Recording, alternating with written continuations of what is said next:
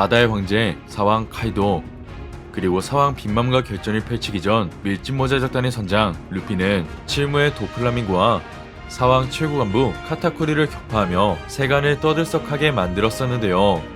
나아가 신문에는 이미 밀짚모자 루피가 강력한 7개의 적단을 산하로 두고 있으며 5,000명이 넘는 부하를 둔 대선장이라는 기사와 이어 에이스는 물론 혁명군 사보와 의형제라는 사실까지 밝혀지게 되자 루피는 5번째 바다의 황제, 즉 5황으로 불리게 되었습니다. 그렇게 사왕과 어깨를 나란히 할 수 있으며 바다의 강자로 떠오르게 된 루피의 곁에는 피카를 격파한 조로와 제르마슈트를 얻게 된 상디가 있었는데요. 이처럼 루피와 조로 그리고 상디는 오니가시마 전쟁이 발발하기 전 사왕 최고 간부급과 비등한 전투를 펼칠 수 있거나 승패를 겨뤄볼 수 있는 강함을 지니고 있었습니다. 하지만 본격적으로 오니가시마 전쟁이 시작되자 루피는 폐양생료를 통해 하늘마저 갈라버릴 수 있는 최강의 해적으로 성장했고, 조르는 엠마를 통해 무의식의 폐양색을 발현시킬 수 있는 지옥의 대왕으로, 그리고 상디는 혈통인자 가성으로 사왕 최고 간부급을 쓰러뜨릴 수 있는 강자로 탄생하게 되었는데요. 이처럼 원피스 초창기부터 승리와 패배를 맛본 밀짚모자 작단의 전투원들이 이제는 해군대장 그리고 사왕과의 결전도 벌일 수 있는 강자로 성장하게 된 가운데, 이번 영상은 루피와 조로 그리고 상디가 오니가시마 전쟁에서 보여줬던 최강의 기술이자 잊을 수 없는 임팩트를 남겨준 전투신 명장면들을 살펴보겠습니다.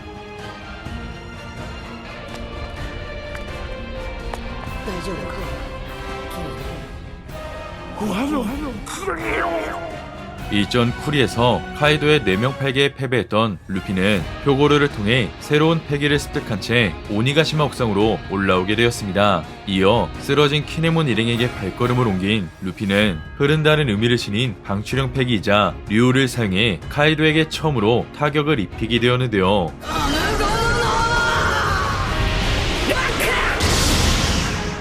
그렇게 에이스의 불주먹을 재현한 기술 레드로크를 통해 카이도가 결국 데미지를 입게 되었고, 그 모습을 지켜봤던 빈맘 또한 놀라움을 감추지 못했습니다.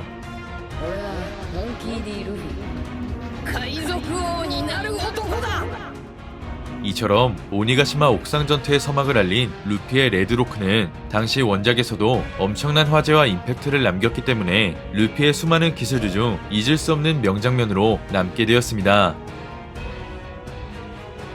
오니가시마 라이브 플로어. 당시 전장은 대간판 퀸이 제조한 바이러스 빙기로 인해 아군과 적군이 모두 오니로 변하게 되었는데요.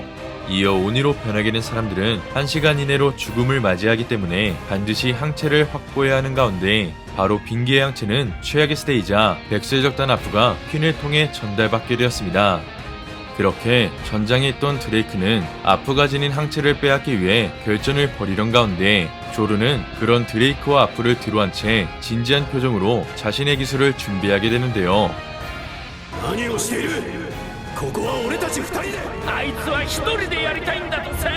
이처럼 아프는 조르가 합세하지 않자 여유있는 표정을 짓게 되었지만, 이내 조르는 칼 한 자루에 전력을 담아 날리는 필살의 발도 기술을 준비하게 됩니다. 그렇게 아프의 호흡을 느낀 조르는 발도수를 통해 같은 최악의 스대인 아프를 단숨에 제압해버리는 포스를 보여주게 되었고, 이어 아프가 지닌 항체를 단숨에 손에 넣으며 전장의 분위기를 한순간에 뒤집을 수 있었습니다.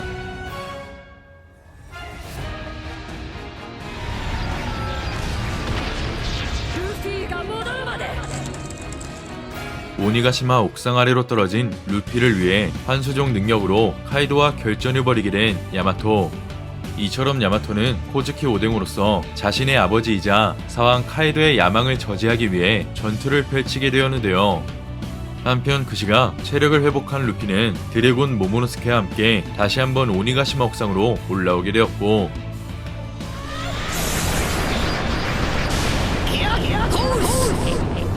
이어 루피의 존재를 눈치채지 못한 야마토는 신족 백사구라는 기술을 발동하자 그 모습을 지켜본 루피가 기어포스로 변신해 제트 컬버린을 사용하게 됩니다.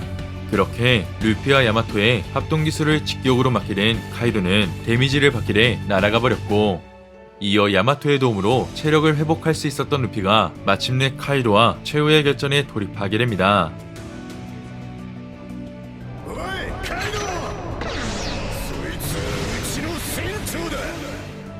카이도의 라그나로크 기술에 쓰러지게 된 루피.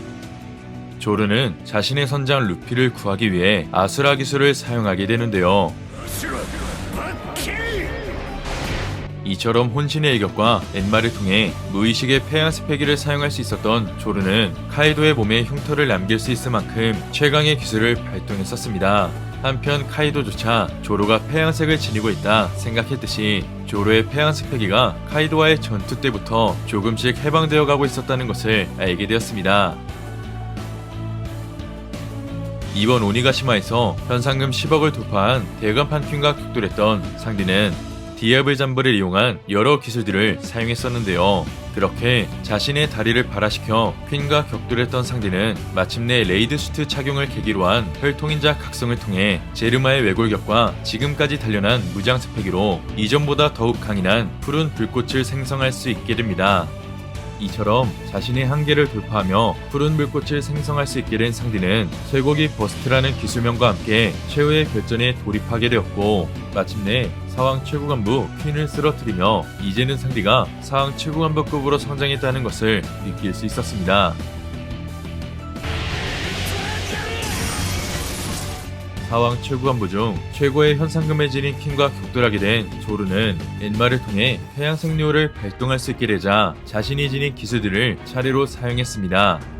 이처럼 여러 기술들을 통해 루나리아 종족의 특성을 이해하게 된 조르가 킹에게 데미지를 줄 수 있게 되자 킹은 카이도를 왕으로 만들기 위해 자신의 최강의 기술을 준비하게 되는데요. 이렇게 용의 형상을 지닌 불꽃이 생성되자 조르는 태양색을 휘감는 최강의 필살기 여망 삼도룡 비룡시급으로 킹과 충돌하게 됩니다. 그렇게 서로 간의 최강의 기술이 격돌하게 된 가운데 결국 킹은 조르의 태양색 기술에 패배하게 되었고 마침내 밀짚모자적단에서 차기 최강의 검사가 탄생했다는 것을 알 수 있었습니다. 카이도를 상대하며 드디어 폐양색 뉴오라는 경지와 최고의 공격 기술을 습득하게 된 루피는 더 이상 사왕 최고간부급이 아닌 이제는 사왕과 대등한 전투를 펼칠 수 있는 최강의 해적으로서 카이도와 마지막 결전에 돌입하게 되었는데요. 이처럼 서로 간의 폐양색이 격돌하게 되자 오니가시마 상공의 하늘이 갈라지게 되었고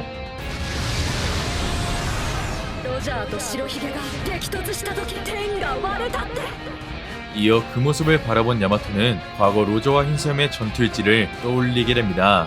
이처럼 루피는 주먹이나 무게에 태양색을 두를 수 있는 경지를 깨닫게 되며 태양색 류오라는 최강의 공격 기술을 통해 마침내 카이도와 숨막히는 전투를 펼칠 수 있게 되었는데요.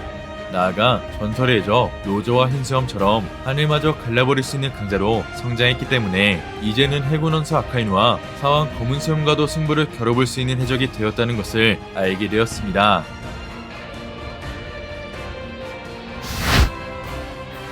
이번 영상은 여기까지입니다. 시청해주셔서 감사합니다.